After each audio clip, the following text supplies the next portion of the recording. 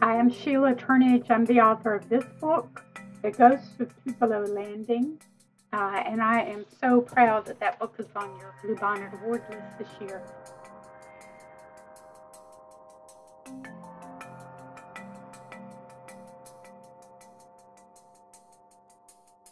Well, those successes mean for me that you all like the books that I write, which makes me feel great. It means librarians like the books that I write, and that's a great combination when kids like them and librarians also like them.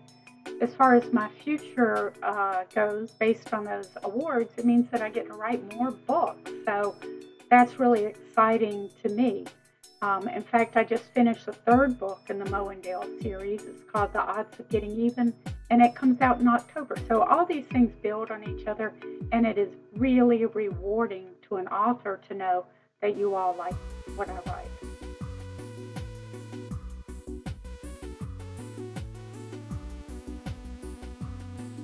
Everybody has fears, and of course I had fears. We moved when I was in elementary school, and that was very scary to me. But as far as ghosts go, I did believe in ghosts then, and I do believe in ghosts now. But you know what? You don't have to believe in ghosts to enjoy a ghost story. Ghost stories are exciting, and this one is funny. Ghost stories tie into our history, and so lots of people like ghost stories whether they believe in ghosts or not.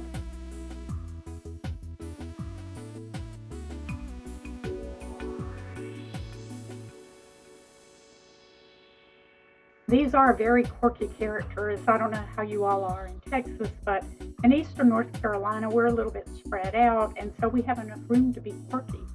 And so I had a lot of material to work with.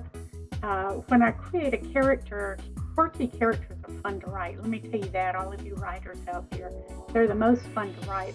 But I like to let the character evolve into its own quirkiness instead of deciding ahead of time who's going to be scared of clowns and who's going to have a quick temper, or whatever it is.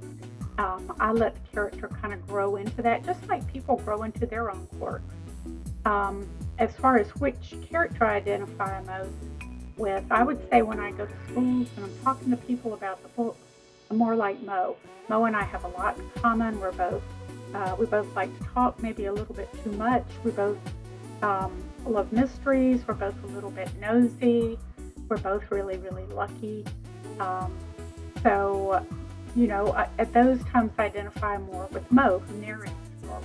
But when I'm writing, I think I identify more with Dale, who thinks in circles and swoops, and who really is the most creative character in many ways in these books.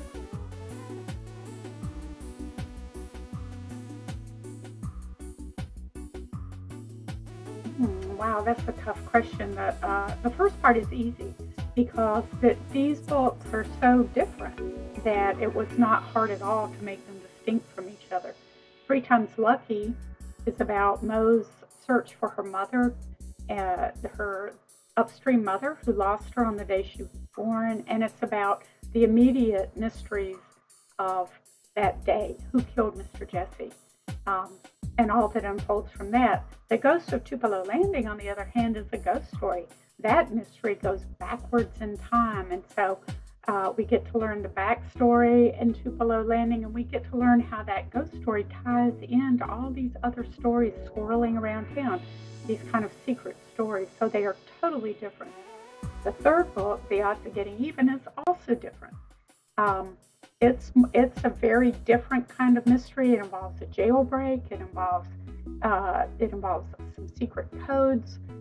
So each book is really, really different, and it was not hard at all to keep them distinct from each other. The second part of the question is harder. Which one is my favorite? And I cannot choose.